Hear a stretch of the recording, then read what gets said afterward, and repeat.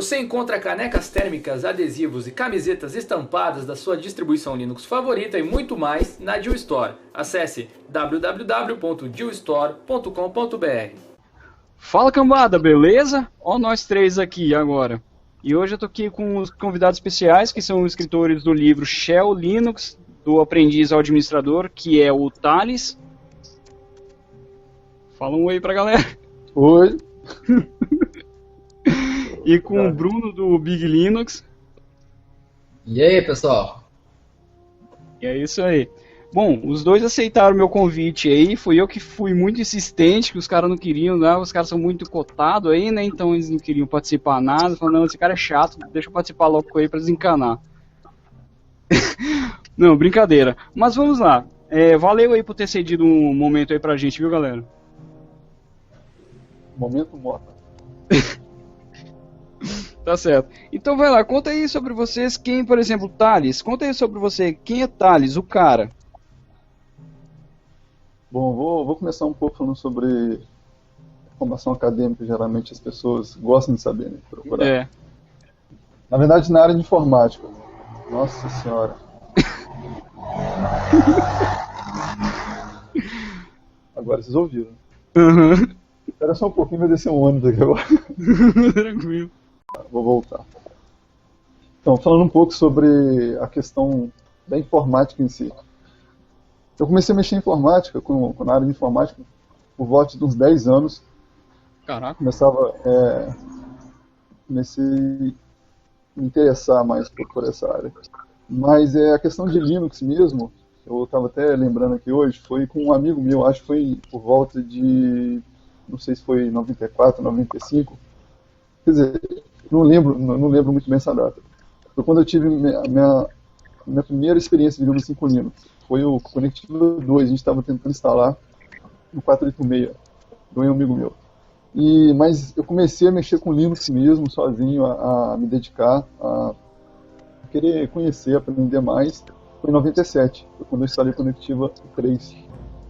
E dali para frente eu comecei a estudar várias distribuições, querer conhecer mais sobre software livre, sobre minha formação acadêmica. Eu sou analista de sistema, bacharel. Antes disso eu fiz um curso técnico na área de informática também, era processamento de dados, alguma coisa assim, não me lembro bem. E sobre minha participação em projetos assim, software livre que eu me lembro, né, foi um dos mais marcantes, foi o Kurumin, eu participei, eu lembro. Eu cheguei a ter um site também com alguns amigos, o Marcos e o Ricardo. Eu não lembro mais o ano que foi, mas acho que foi por volta de 2000 e alguma coisa. Sei lá, acho que foi 2003, por aí, 2002. E a gente tinha um site chamado Linux Hard, não sei se alguém vai lembrar. Conheço. Vai conhecer, então. Uhum. E nesse site,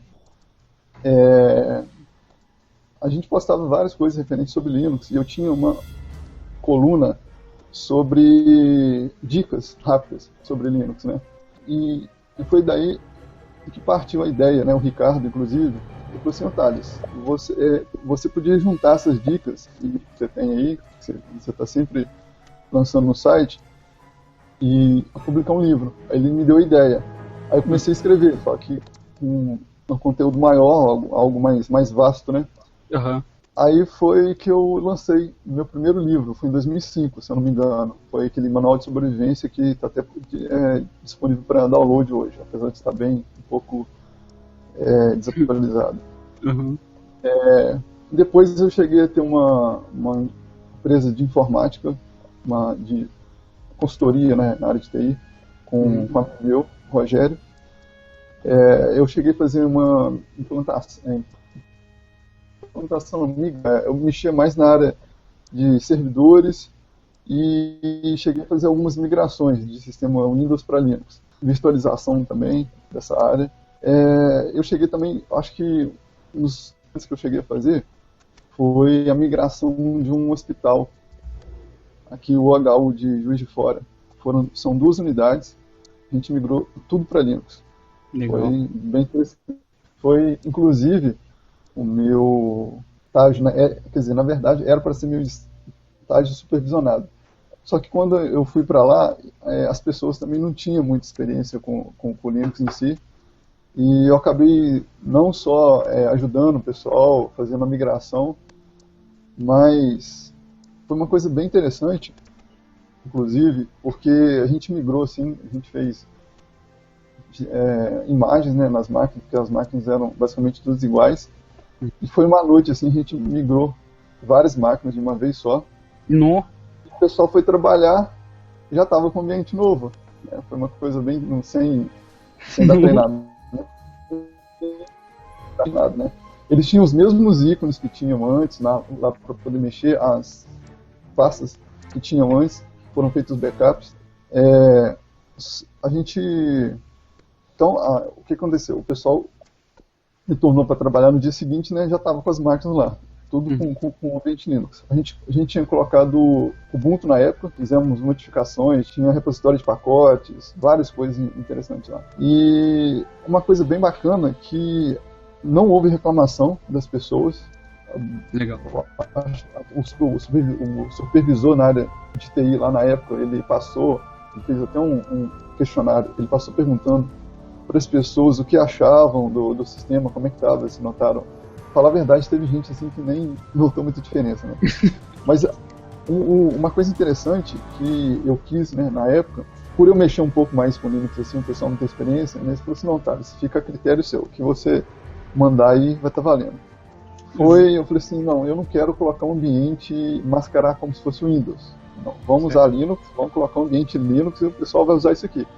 Mas assim, por eu ter uma experiência um pouco maior sobre Linux e ver, por exemplo, meu pai usa, minha mãe, família, amigos, várias pessoas, né, pessoa mais leiga, pessoa média até avançada, eu pensei, não, vou colocar o sistema X, né, no caso foi o KDE que estava rodando lá, e deixar ele mais agradável. Acho que era o KDE 4, não lembro qual a versão do 4, não. Mas ficou bacana, a gente colocou a papel de parede lá do hospital, fizemos customizações, mas deixou ele ambiente do KDE mesmo, sabe? Nada parecendo com Windows. Aí, como eu estava dizendo, o supervisor ele passou lá para poder fazer um questionário que eles fizeram, perguntando o que o pessoal achava. O pessoal gostou do sistema, apesar de não ter, quer dizer, além de não ter tido reclamação, o pessoal gostou. Ficou um sistema mais leve, um sistema mais seguro, mais rápido, mais tranquilo, né? Porque antes era muito não é trabalho, quer dizer, eles tinham muito trabalho, mas muito problema no que acontecia nas máquinas, né? O pessoal tinha lá... O nível de produtividade abaixava. Exatamente. Engraçado que depois a gente ficava até fazendo outras coisas lá na sala, porque não dava muito problema, entendeu? Quer dizer, a gente teve inicialmente alguns problemas para poder resolver, mais específicos. Por exemplo, a pessoa da área médica lá que tem um equipamento que roda só, né, no Windows, tal. A gente chegou até a mudar o hardware, o drive, sabe? A gente tinha conseguido o código-fonte de algum equipamento lá, impressora específica e tal, para poder fazer funcionar. Mas depois que as coisas ficaram funcionando, sabe? Acho que ficou uma coisa ou outra, assim, pendente, mas no geral a migração foi muito bem sucedida e o pessoal gostou muito. Isso eu achei bem interessante, né? Até eu saí de lá em 2012 que foi feita a implantação, até onde que eu sei, né? Ainda está rodando, eu lembro que eu fui até fazer uma consulta lá e o sistema ainda está rodando, está tudo do jeito que eu tinha deixado. Legal. Mas foi bem bacana, acho que esse foi o projeto maior assim, que eu participei. Eu participei de outras coisas referente ao software livre menores, né?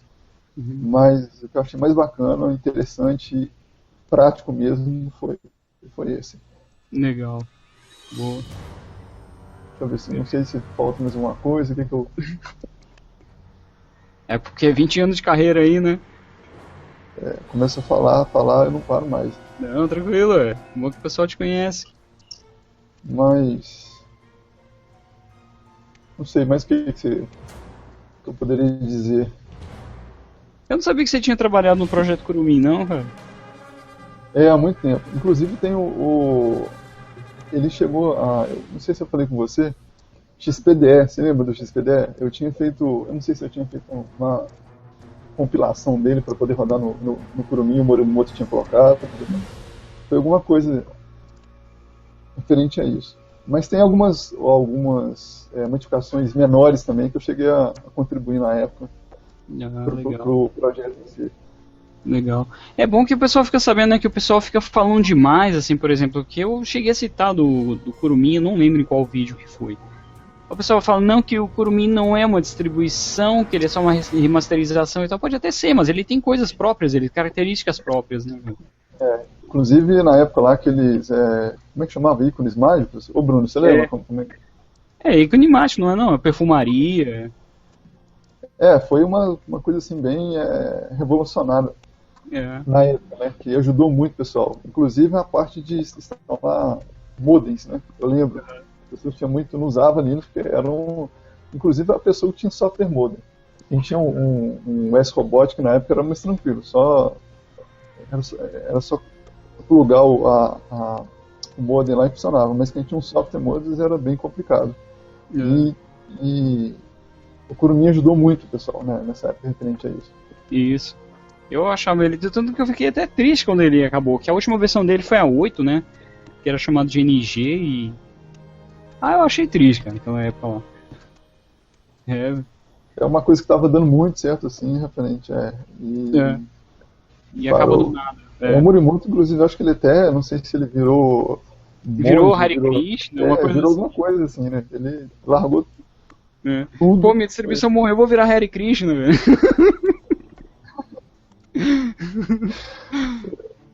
Já pensou o Bruno aí, tipo o Big Linux acabou, vai virar Hare Krishna também, velho? É compreensível. Né? É compreensível, né? Mas, enfim, conta agora você, Bruno, sobre você. Quem é o Bruno, cara? Bom, falando também só da parte de informática, eu comecei por volta dos 4 ou 5 anos, na época com o MSX. Velho, nossa. Provavelmente a maioria que estiver ouvindo não vai nem saber o que significa essa sigla, mas era um computador pré-histórico, na época que ainda não existia mouse, não existia internet. Qual computador que era? MSX. MSX eu já ouvi falar, usar eu não usei não. Então se for assim, eu comecei com XT. Com HD, eu lembro que tinha 40 megas. Nossa! Caramba, velho. Não, o meu não tinha HD, ainda era só aquele disquete de 5 1/4. E o sistema operacional principal era o BASIC. E tinha como você colocar um disquete e carregar o DOS. Ali usava mais para uns joguinhos, mas deu para começar a aprender algumas coisas, porque, como é de esperar, na época só existia linha de comando, né? Uhum. Então já tinha que usar CD, esses comandinhos básicos assim. Uhum. Depois de um tempo eu cheguei a conhecer o sistema mais usado aí nos desktops, né, na época, mas também por influência de um amigo eu acabei conhecendo o Linux por volta de 1999 e 2000, Conectiva também. Mas eu tinha só um modem de conexão soft modem e era um modem de conexão de escada que precisava de driver muito específico e não tinha disponível para Linux. Certo. Então eu ficava dando boot nele, usava um pouquinho, mas como não tinha internet não dava para manter o uso mesmo. Certo. Lá para 2002 eu passei a ter uma conexão que não precisava mais de drive de conexão de escada, então eu instalei o Mandrake. E aí foi quando eu migrei de vez para o Linux e nunca mais deixei de usar no dia a dia. Passou a ser o único sistema operacional do meu grupo. Por volta de 2003 eu comecei a usar o Kurumin, cliquei lá naquele negócio que tinha no menu escrito criar sua versão, alguma coisa assim, que era um scriptzinho de remasterização do Kurumin. E aí eu fui mexendo e saiu alguma coisa. Aqueles primeiros ISOs ali, eu acabei achando interessante e coloquei na internet para alguns amigos verem. Aí eu tenho que voltar um pouco no tempo que eu pulei o Big, né? De onde vem o Big. Certo. O Big vem do site Big Busca, que está lá no ar ainda, mas precisando de uma reforma, porque está há muitos anos parado. Uhum. Quando eu tinha uns 12 anos, eu falei que ia ter um site de busca maior do que o KD. Na época era a referência que existia. Uhum. Aí eu cheguei até a fazer um site mesmo, com banco de dados próprio e tudo mais. Só que naquela época, qualquer tipo de processamento a mais que você precisasse de transferência de dados, era muito caro manter o servidor. Então acabou não dando muito certo essa ideia de ter um banco de dados próprio e tudo mais, igual era o KD. Uhum. E eu passei a utilizar metabuscadores. Utilizei metabuscadores por muitos anos, depois eu acabei virando um parceiro do Google via AdSense, e tá lá, Big Busca é uma espécie de afiliado do Google hoje. Legal. Eu tinha uns 13 anos quando eu comecei isso, aí alguns anos depois, quando surgiu esse remaster do Kurumi que eu fiz assim, Uhum. já me chamavam de Big Bruno, já tinha Big Busca, falavam que tudo meu era Big, então tá com o final porque é o nome Big Linux. Foi o que veio na cabeça de imediato. Entendi. Mas por que Big, cara? Por que Big? É. É porque quando eu fui procurar um nome no site de busca, na época eu não estava achando nada, foi uma sugestão do meu pai e eu coloquei. Ah, tá. E registrar domínio já era difícil desde antes dos anos 2000. É, isso é verdade. Então, Hoje em dia as coisas são mais fáceis, né? na época era preciso até CNPJ. É. Mas os domínios que pareciam legais também já estavam comprados. Nossa.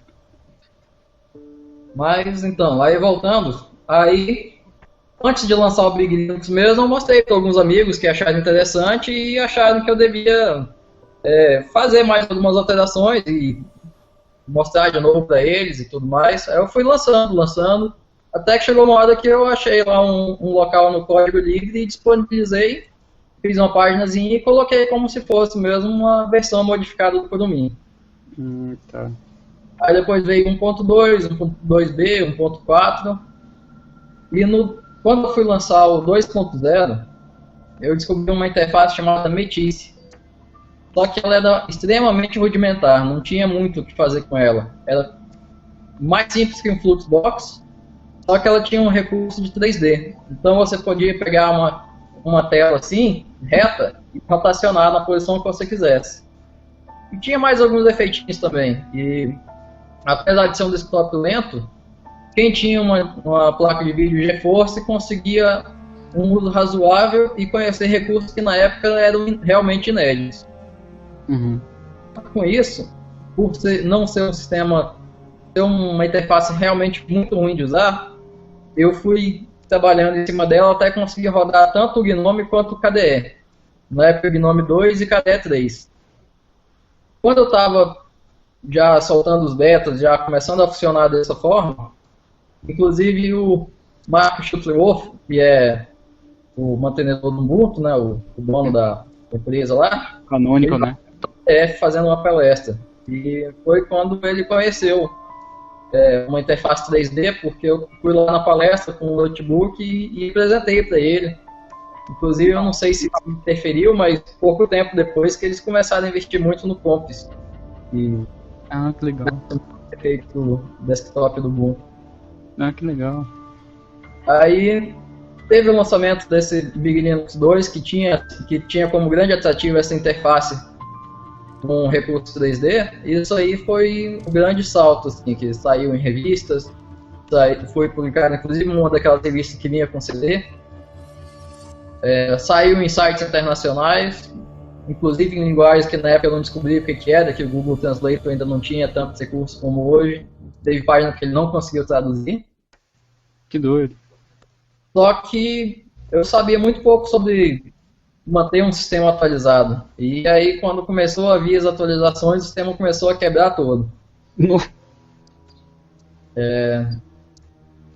Aí eu deixei de lado toda aquela base que eu fiz e comecei o Big Linux 3, que antes era baseado diretamente no Kurumi e no Debian. Ele passou a ser baseado no Ubuntu. Aí foi já o oposto. No Big Linux 2 tinha um excesso de recursos No Big Linux 3 foi mais básico, trazendo praticamente os recursos básicos, como já trazia no Kurumin, com a base Ubuntu e com algumas melhorias que eu já fazia sempre no Big Linux, né? O Big Linux 3 não teve assim nada de tão relevante, mas a versão 4 foi a que fez mais sucesso mesmo com os usuários. Porque aí a concorrência já estava deixando de existir, porque não teve um período que tinha uma grande concorrência entre Big Linux, Kurumin e Calango, até na versão 3 mais ou menos. E apesar de ser uma concorrência muito forte assim para quem estava acompanhando de fora, nós nos relacionávamos bem. Inclusive tínhamos uma lista de e-mail que a gente participava e um ajudava o outro ali dentro dessa lista de e-mail. Ah, legal.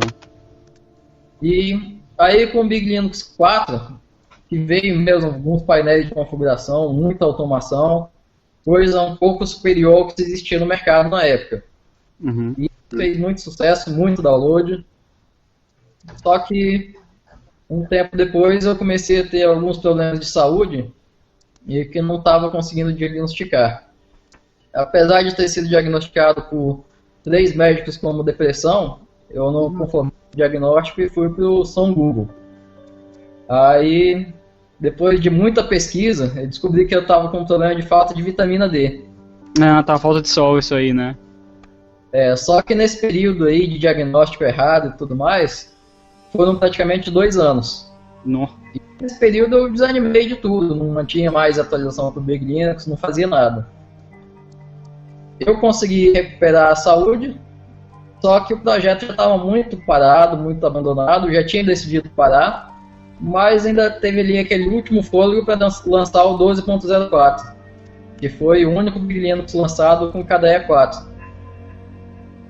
Ele também foi bem recebido, apesar de ter sido um trabalho muito mais curto e sem tanto acabamento como foi o Big Linux 4, ele deu muito certo ainda, assim, vamos dizer, com o público. Até hoje tem muitos locais que utilizam, inclusive tem lugar que utiliza até hoje o Big Linux 4. Às vezes você depara até com surpresas, assim, por exemplo, há cerca de 2 meses eu fui numa loja comprar pouco de fruta, cheguei lá, o caixa tava lá com o Big Linux instalado. Caraca, velho. E às vezes me acontecem essas coisas. Bacana. Nessa época que eu estava parando com o Big Linux, eu pensei, bom, já tinha uma ideia que eu tive, que eu apresentei inclusive para o Morimoto e para o Leandro lá do Calango, sobre a gente fazer uma distribuição unificada. Porque o grande problema de manter uma distribuição pequena, que é o que o pessoal chama de refis e FUC, sabe como é, né? O brasileiro gosta de desmerecer o serviço do outro enquanto não trabalha. Exato. Então, aí, na época não foi bem aceita a ideia de fazer uma distribuição unificada, o que seria muito benéfico para todos nós, porque essa parte chata de manter a base seria uma só. A gente poderia se dedicar à criação de aplicativos. E aí foi minha ideia agora. Quando eu estava terminando o Big Linux, eu pensei, bom, eu estou cansado de manter a base do sistema, mas eu posso continuar criando aplicativos e fazendo coisas assim, mais específicas. Só que aí eu acabei lancei a proposta de uma unificação com o pessoal e ninguém aceitou. Todo mundo ficou assim, não, é o que é meu, meu nome tem que brilhar mais do que o dos outros.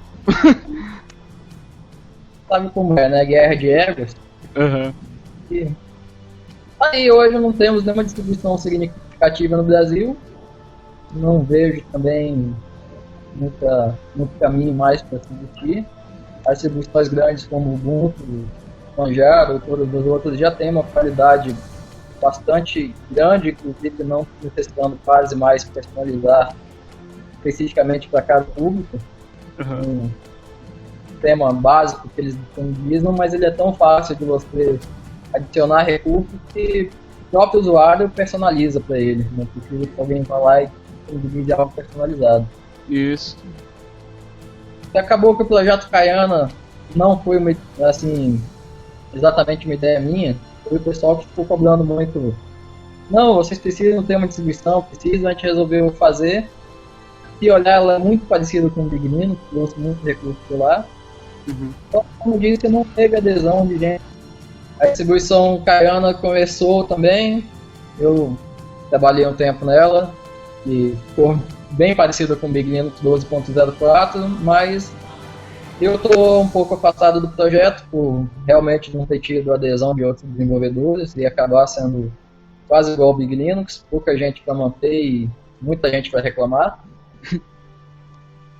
E aí, assim, minha participação com distribuições tem sido isso, eu não estou mais muito envolvido nisso. Fui convidado pelo Thales há algum tempo atrás para desenvolver um livro sobre desktop Linux, nós fizemos.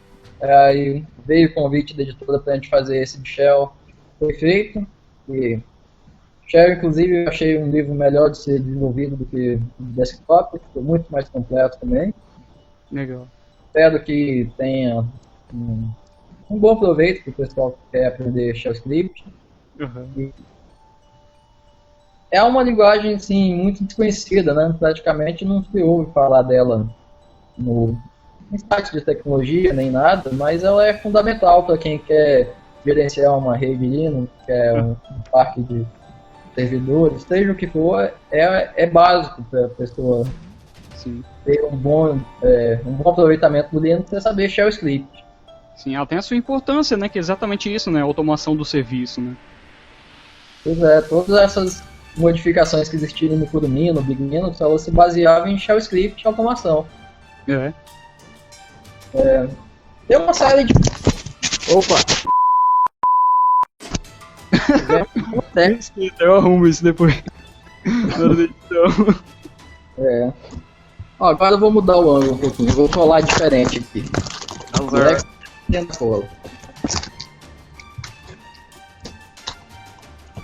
Alô? Opa! Estamos de volta após problemas técnicos. Nossa.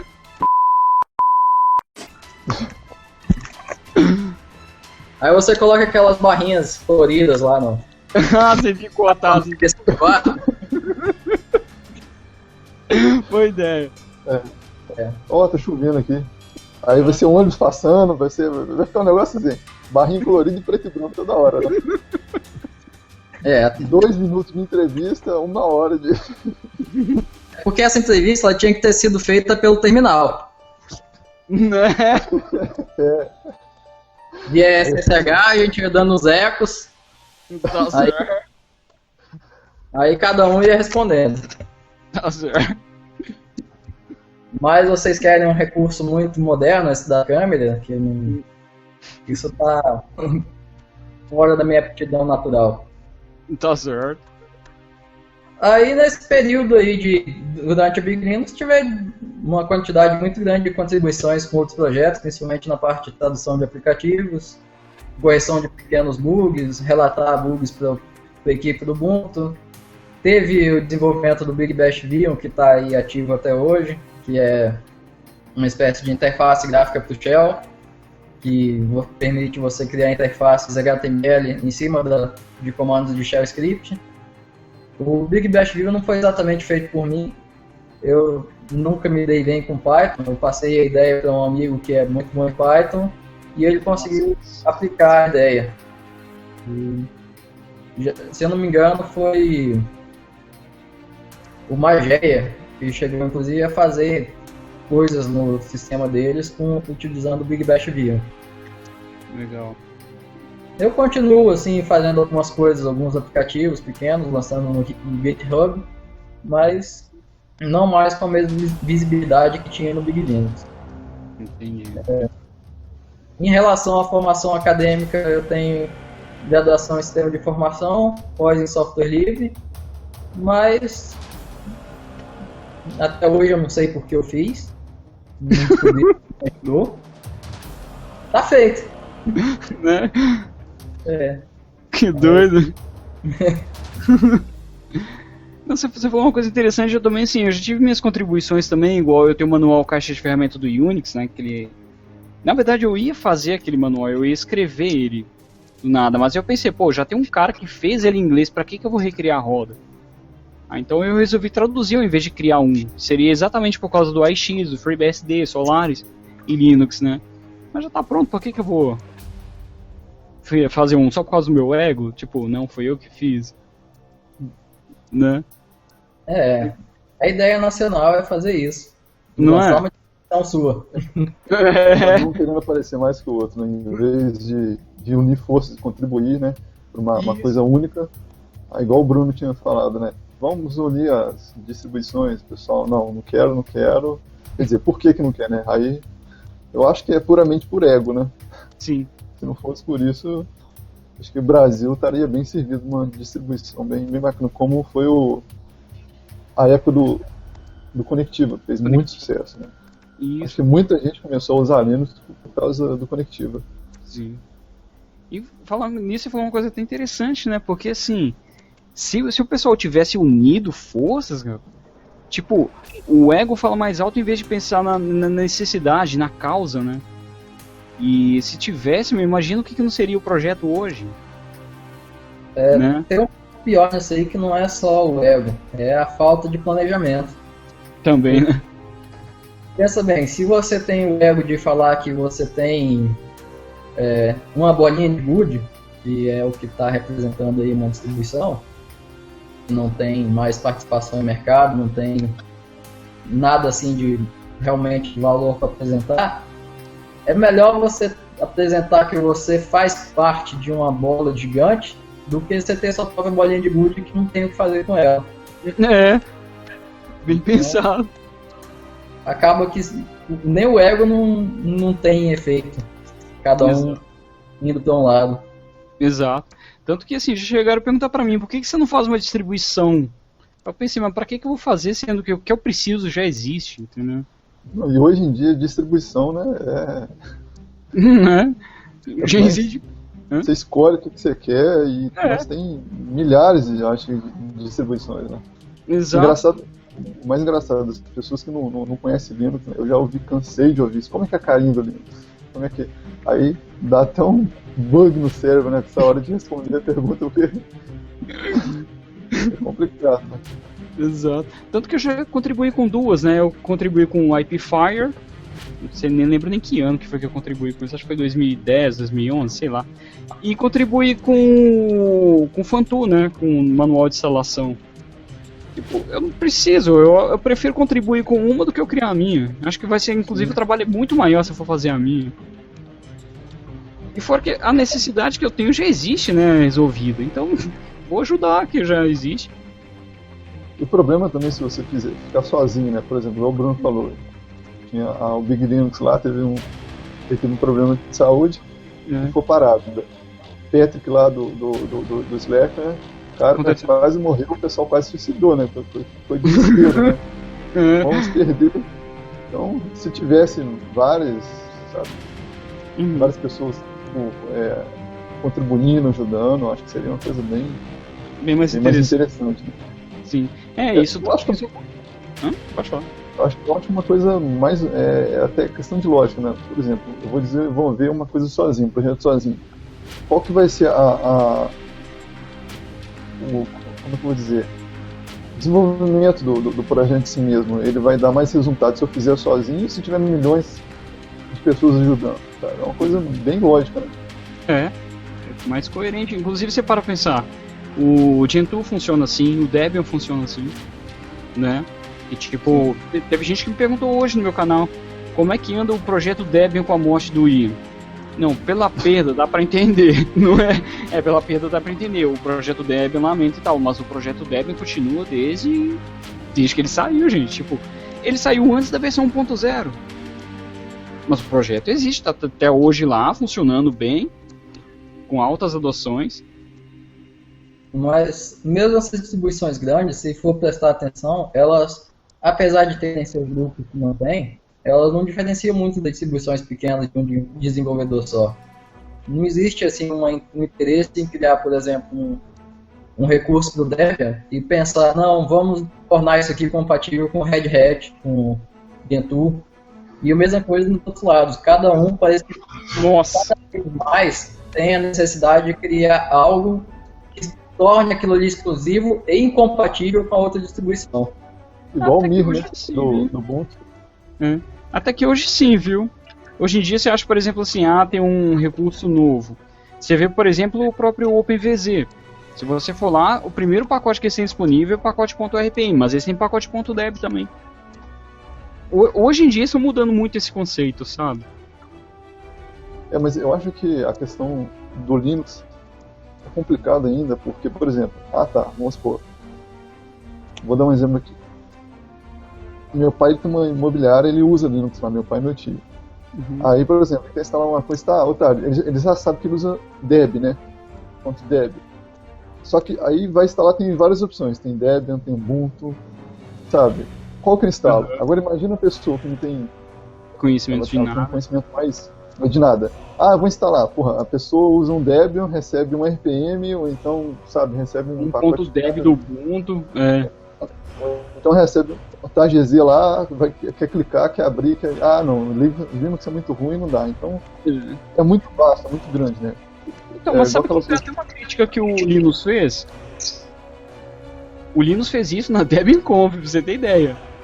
Ele foi convidado pra lá, ele falou isso na frente de todo mundo. Ele falou assim: as distribuições têm feito um trabalho horrível com isso aí. É complicado. E eu concordo com ele, pelo menos, né? Porque, inclusive, o pessoal lá do SystemD, que vivem de falar mal deles também, do sistema deles, e que tá dominando por todo lado, uma das ideias é criar um tipo de empacotamento universal.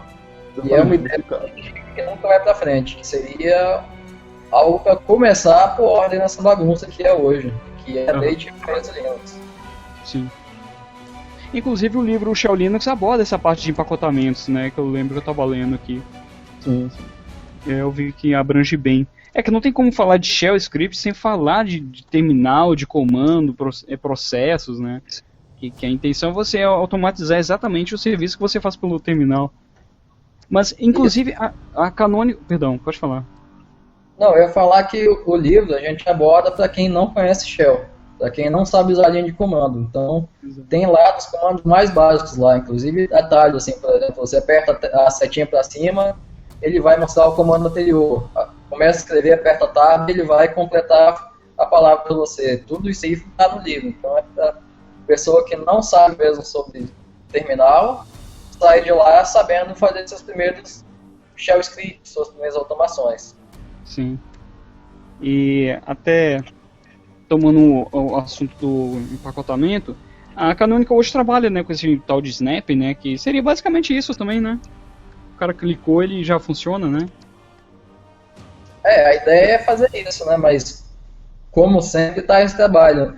É o nosso que a gente se importa de fazer funcionar bem na nossa distribuição e o resto do mundo, cada um por si.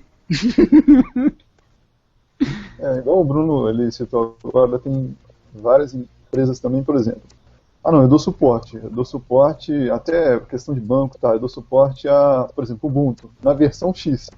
Você tem você começa a ver que a restrição ela acaba sendo cada vez maior, né? Por exemplo, eu quero instalar isso aqui. Eu uso Ubuntu 15.10. Não, mas só funciona no 14.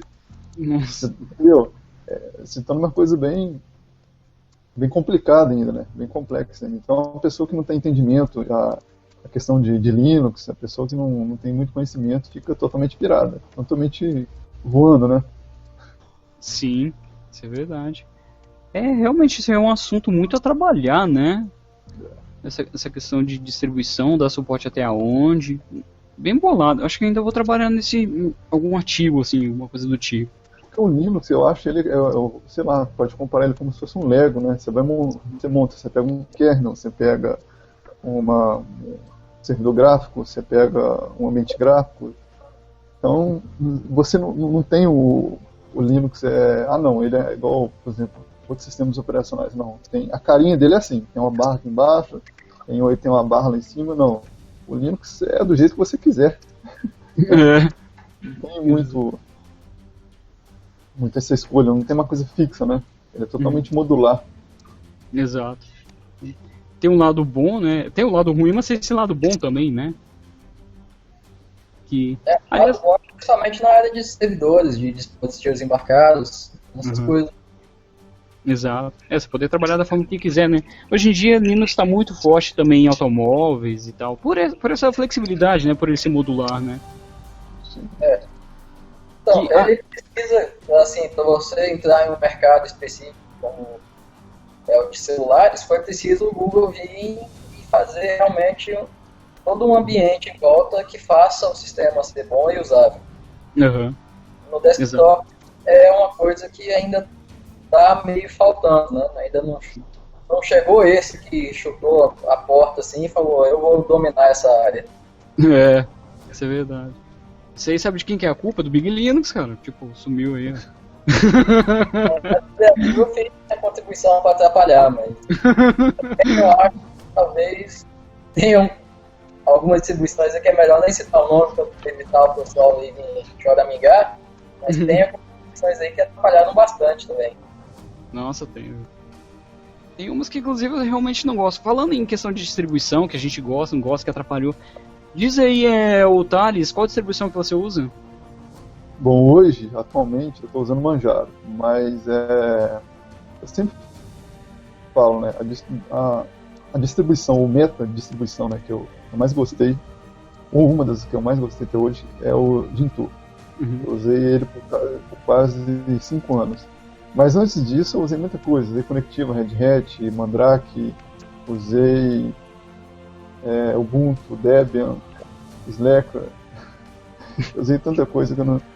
Mas assim, nos últimos anos eu tinha usado muito Gentoo, aí eu tive que deixar ele um pouco de lado porque eu tinha entrado na faculdade e ficar compilando as coisas era meio complicado, né?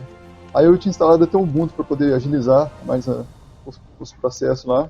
Depois eu fui para o Zabayon, eu usei ele por uns 3 anos ou 2 anos assim. E eu achava assim, nossa, ele é muito bom, muito bacana, mas depois que eu conheci o Manjaro, eu estou gostando bem mais dele. Acho ele um sistema mais rápido, mais atualizações, sabe? Bem mais leve também. Estou gostando bastante. Ah, legal. E qual a interface gráfica? Uso o Gnome. Acho que eu estou usando o Gnome desde... Na verdade, eu já usei tudo que você imaginar também. Na época do Gentoo, usei muito, por exemplo, Fluxbox.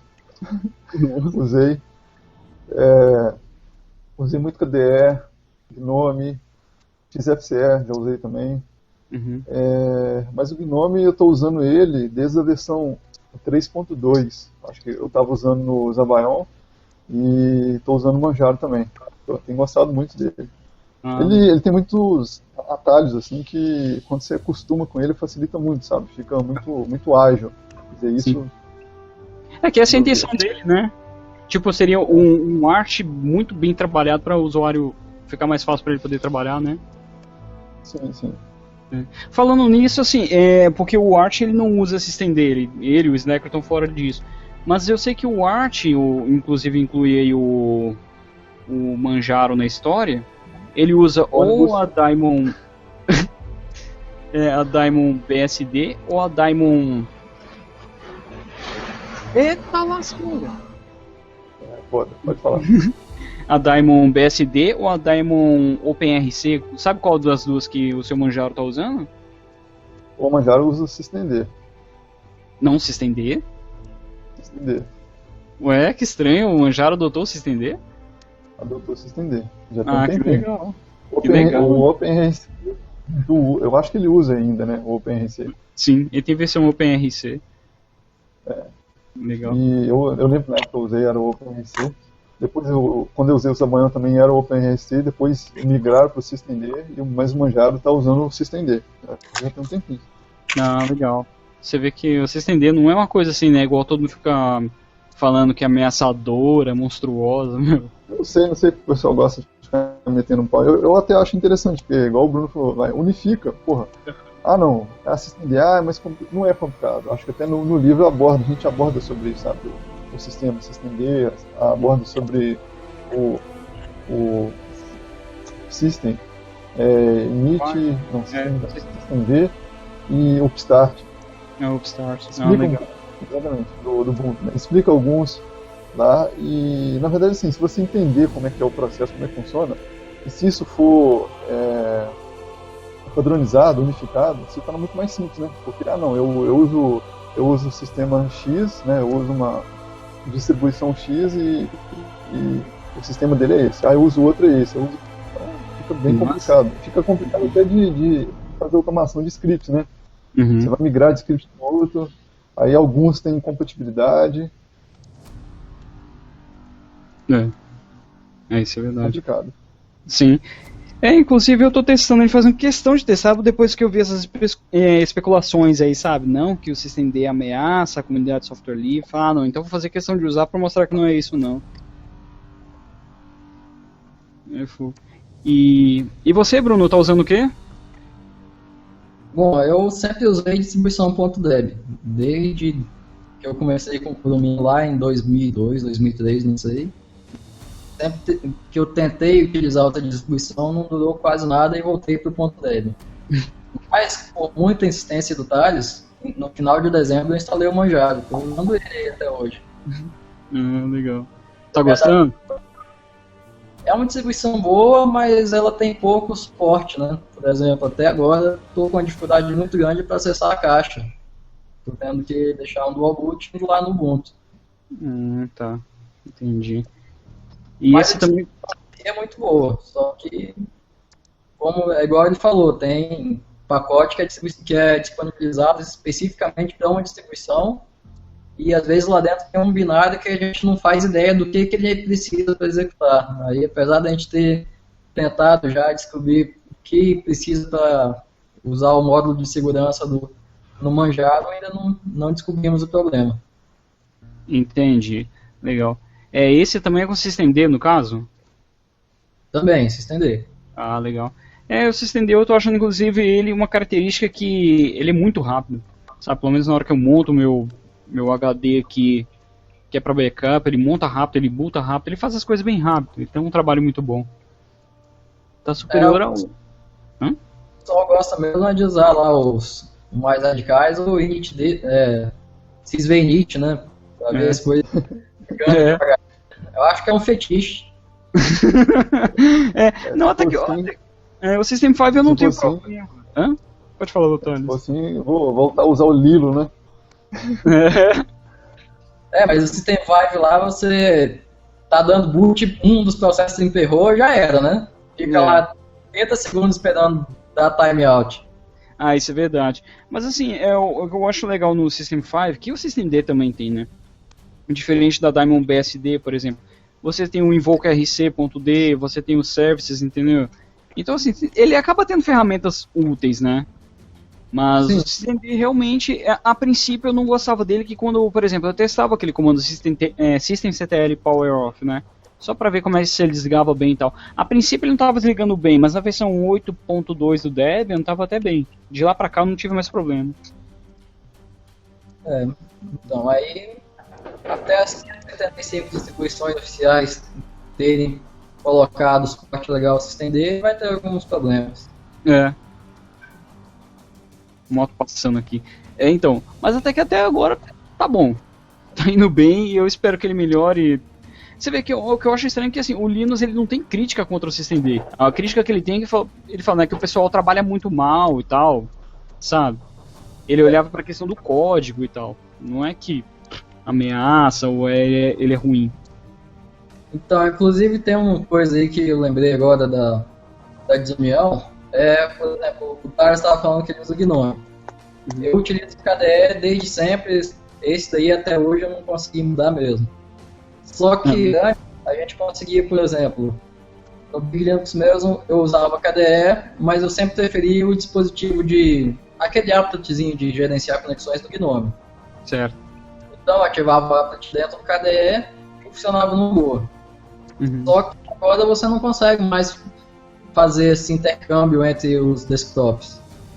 Nossa. Por exemplo, você não consegue mais nem trocar o gerenciador de janela. O gerenciador de janela do GNOME é o que ele usa e acabou. Você não tem mais como usar um Cowin, um XFWM, não tem como pegar Plasmoid abrindo um XFCE, abrindo um GNOME, trazer um lápis de um para o outro, tá tudo assim, cada um na minha casa e acabou. Entendi. Mas isso tem relação com o SystemD ou não? Não, isso aí foi só uma coisa que eu lembrei do tema que a gente abordou antes. Ah, de sim. que assim, nós estamos num período que cada um está indo para um lado.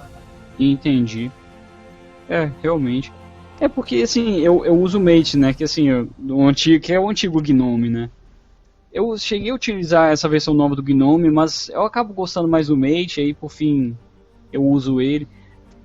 Então, mas Hã? se você tem um recurso legal lá no Gnome 3 ou no KDE e quiser trazer com o Mate, provavelmente vai ter um monte de incompatibilidades, isso se ele chegar a abrir. Assim, então, até que aqui por enquanto eu não tô tendo problema, né? Que, por exemplo, eu uso o KDE Live para poder editar. Só que o KDE Live era feito, quando eu instalei o KDE para poder usar, aqueles recursos do KDE vieram para o KDE Live.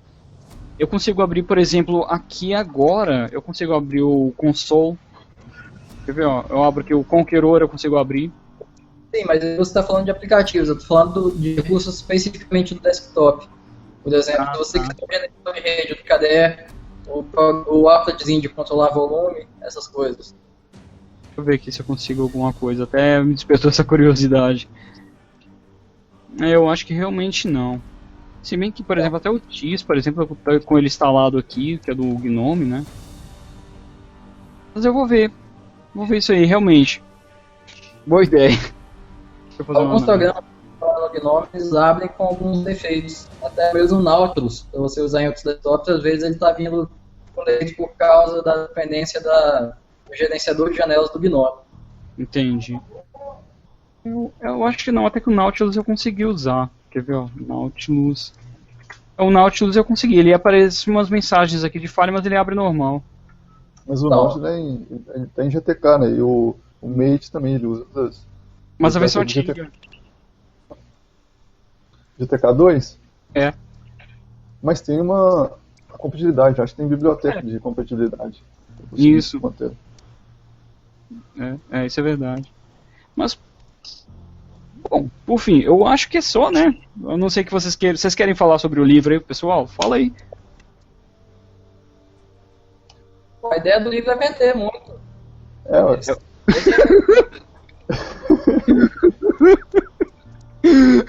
Essa é a ideia. Vender muito, Não, né? falando sério, o livro, acho que esse livro de Shell, até o Bruno concorda, foi um livro muito bacana. Você também recebeu um livro aí, você tá lendo. Pelo menos as últimas notícias estão vindo bem positivas. Como o título diz, né, do aprendiz ao administrador, ele começa bem do básico mesmo, quando o Bruno falou. É para uma pessoa que não precisa saber nada de linha de comando, nada, nem o que é informática, na verdade, né? Ela já pode... O livro ele aborda desde do início lá, desde o hardware, para a pessoa conhecer, né, o que é as camadas de shell, do kernel, das interfaces, até chegar na parte da pessoa estar desenvolvendo, né, os scripts em si, realizando a automatização do sistema. Então, esse livro ficou muito bacana mesmo. Eu recomendo. Não só porque eu escrevi, nós escrevemos ele, né, mas eu acho que ele ficou muito bacana. E está acessível, né? Não está um preço absurdo. Isso é verdade. Que inclusive até o Bruno falou, né, que ele achou mais interessante esse do que o anterior, né? A questão daquele de desktop. E realmente, eu até achei estranho, falei assim, eu quero escrever mais um, tipo, digamos que aquele desktop seria exatamente o aprendiz e esse também, né? Só que esse aqui é totalmente voltado pro terminal, né? Totalmente voltado pro terminal. As pessoas que estão esperando ver imagem, ter linha gráfica, e é melhor comprar um livro de ilustração. Não vai ter muita coisa não. Mas assim, a única coisa, eu acho que de imagem tem muita pouca coisa, acho que é no capítulo 10, 11, não sei, que mostra um pouco de interação do script com as interfaces gráficas, né? Que a gente fala do Xdialog, do Dialog. Na verdade, Dialog, eu lembro uma palestra do Júlio Neves, né? Ele perguntando, gente, o que vocês acham, Dialog ou Dialog? Aí ele falou que é Dialog, o criador, não sei se é brasileiro, tal o nome dele, é só uma parênteses, né? Mas assim, falamos também do Zenith e do Kdialog. Então, acho que está bem amplo, né? Tem bastante coisa pro pessoal, para o público, né, pode desenvolver por exemplo, eu uso o KDE, então o pessoal pode usar o Dialog, até o Zenith também, que ficou bacana. O Dialog para rodar sem precisar de uma interface gráfica num servidor. É isso. Eu achei legal que você tem uma sessão. Pode falar. A gente criou um site para os livros, né, para poder divulgar os livros, e tem algumas informações também interessantes, que é livrosdelinux.com.br. Acessem lá. É isso. Inclusive tem uma seção aqui de exercício no livro, uma seção de anotações, e no site também, né? Tem aquela questão de exercício, né? Só que no caso assim, até para a questão da editora, ela prefere não colocar as respostas no livro, né? Porque, inclusive, a gente chegou a conversar, ela falou que a pedido dos professores mesmo, né? Que o cara tá lá resolvendo, já copia e cola, nem se dá o trabalho de querer resolver, tentar resolver, né? Então a gente disponibiliza as respostas também dos exercícios, estão no site lá, o pessoal pode conferir. E é legal que a resposta não fica ali no site, né? Quando você clica, ele abre e aí aparece a resposta, né? Sim. Justamente para poder o cara, né, a pessoa que estiver estudando, não, deixa eu ler aqui a pergunta, a resposta aqui, já viu, não quero fazer mais não. Já. Se torna preguiçoso, né? Para o cara sair da zona de conforto, né? Torna mais complicado. Isso aí. E tem alguma coisa mais a quererem falar aí, tipo, divulgar projetos de vocês? Fica à vontade aí, espaço é de vocês. Então, eu vou falar um pouquinho também lá do novo livro, do site, que, só complementando aí o que o Thales falou, lá você vai encontrar também uma grande quantidade de comandos em algumas tabelas e como utilizar. Tem, principalmente de sed, que é uma coisa que eu uso constantemente, tem um comando lá que sempre foi procurado nos fóruns de Linux, que é para você trocar a configuração em arquivos. Por exemplo, você tem lá um parâmetro em um arquivo de texto, tem o igual e o valor após o igual, né?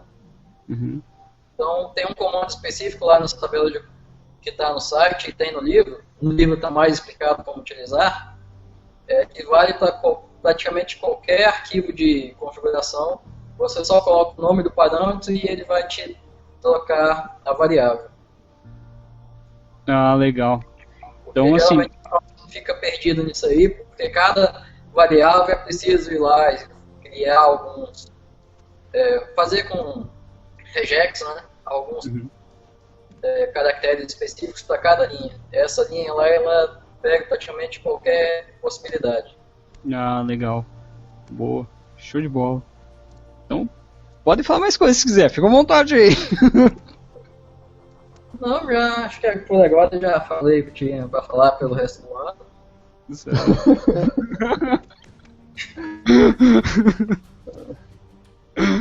Por aí mesmo, né? E Thales, tem mais alguma coisa também, Thales? Não, por enquanto, na verdade, acho que não. Eu lembro que ele falou o Bruno chegou a falar tô lembrando aqui, né? Do Calango, eu lembro que eu cheguei a fazer umas contribuições também. E o Zabayon também, tem muita a questão de correção de bugs, sabe, essas coisas. A gente vai lembrando, né, aos pouquinhos.